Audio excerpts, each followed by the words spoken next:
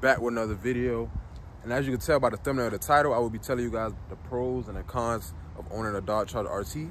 So if you're in the market for this car or just learning about this car, make sure you hit that like button, subscribe button, and stay tuned to the end. So before we get into the pros and cons of the video, I'm just show y'all how she looked today. Yesterday I got a wash, but it wanted to rain yesterday. So she a little dirty, a little slight dirty, man. But she still look clean today.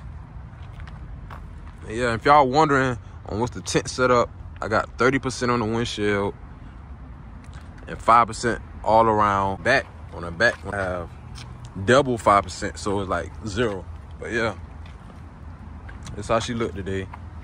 Let's get straight into it, man. All right, so moving into the pros and cons of my car. We're gonna start off with the cons. I wanna be a little different today.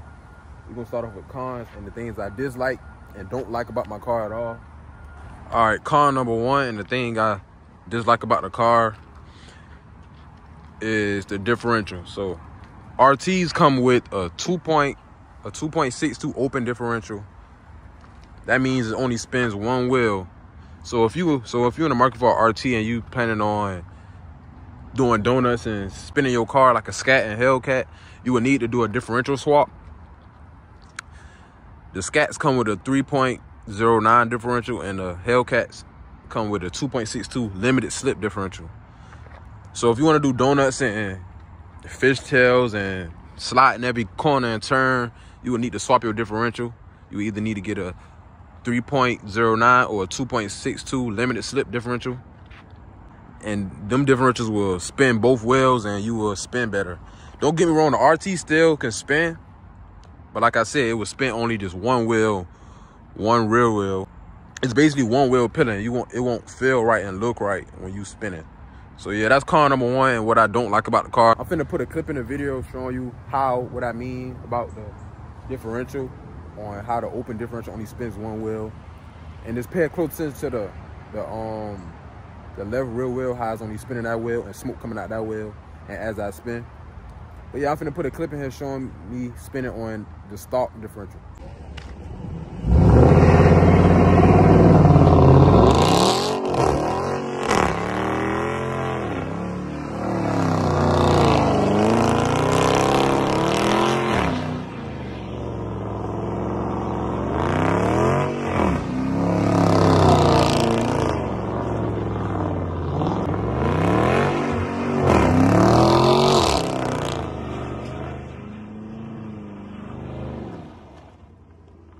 So for con number 2, we got the weight.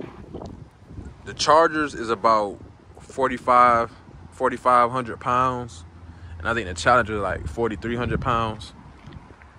But if you racing a slower car, like 300 to 320 horsepower, and you lose, just know the weight play a big part in racing. So if you're wondering why I lost to like a slower car, it's because your car, this shit is heavy as hell. Like, this shit is a boat. That's why they call it boats. Like, this shit is like a land boat. Like, this shit is heavy as hell.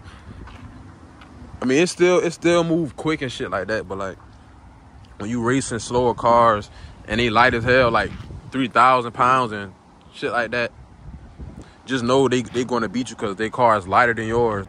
The car still moves pretty fast. It got like top end speed. Like, these type of cars have top end speed.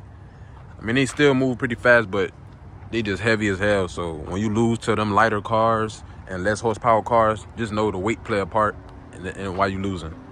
So con number 3 is going to be gas.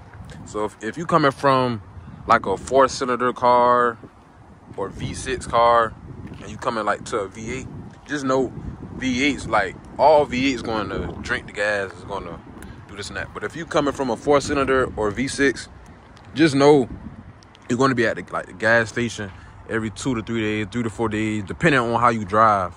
But yeah, that's like a problem. I wouldn't say that's a problem, but that's gonna be like a basically an issue owning a V8. You could be at the gas station every 2 to 3 days or 3 to 4 days, depending on how you drive. So con number 4 is going to be the wheel gap. As you can see, I don't have lowering springs or coilovers yet. And you can see how big the wheel gap is. I can stick my whole arm in there.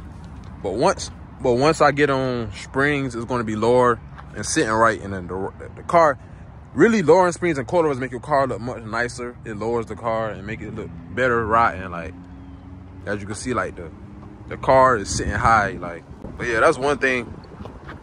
That's car number 4 on what I dislike about the car. Like, just look at the gap. Like, I feel like it should be lower. It should come lower. But yeah, that's just me. So car number 5, I would say, is the headlights. The headlights come like with the older yellowish looking look on the car. I mean, it don't look bad, but I personally recommend the LED headlights. The car do come with LED daytime running lights though. So I mean, that's why I wouldn't say this don't look bad, but I prefer the LED headlights. And also the side markers. The side markers, like, I mean, if you into cars, you will understand. Like, you understand. Like, the front 2 side markers come red and the back come orange. I have mine smoked out right now, so you barely could tell. But like with the RTs, it's not the whole light that glows. It just like a one light bulb in the inside that shows up. But like, yeah, the front 2 is red and the back 2 is orange. And I personally recommend LED. So I will be changing the side markers to LEDs, and I'll show y'all how it looked then. And the car will look way better. Like, but yeah, that's con number 5. All right, so pro number 1. As you get into the pros for pro number 1, we're gonna start off with the engine. RTs come with a 5.7 naturally aspirated V8. It pushes 370 horsepower and 395 pounds-feet of torque. Is pretty fast. It's not your average car. You faster than your regular street car. I mean, can't complain. I mean, it's a V8. It sounds good. And I'm gonna show y'all how it sounds right now. 5.7 naturally aspirated V8.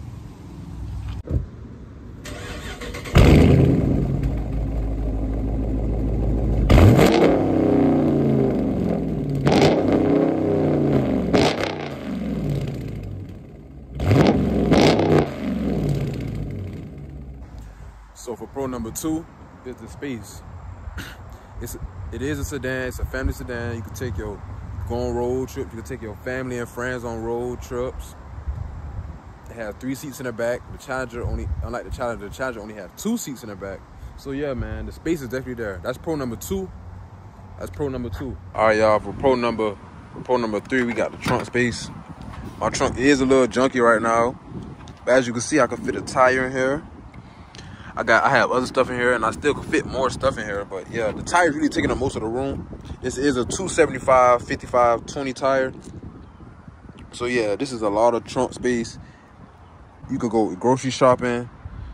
You can fit all the groceries in here. Like, this is a lot of trunk space for this car.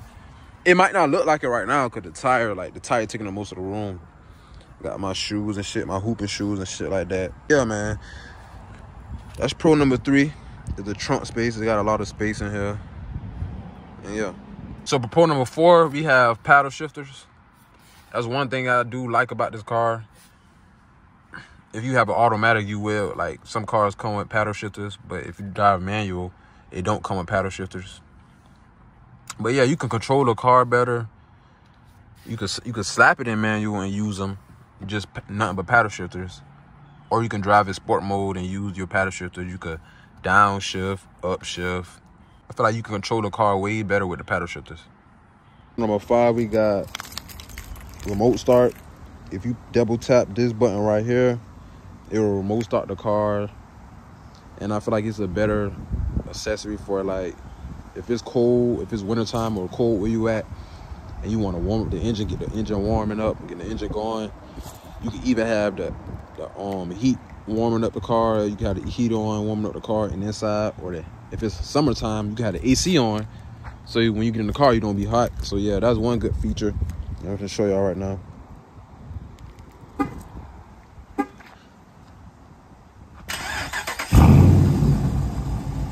And yeah, man, that's pro number 5. So we got all the pros down. So that concludes the video on my pros and cons on my Dodge Charger RT. If you stay to the end, hit that like button, hit the subscribe button, and comment what videos I should start doing, and comment if you have any more questions about the car. And if you're in the market for the car, comment down what questions you have and I'll answer them. But yeah, man, thank y'all for staying tuned to the end. I'll catch y'all in the next one.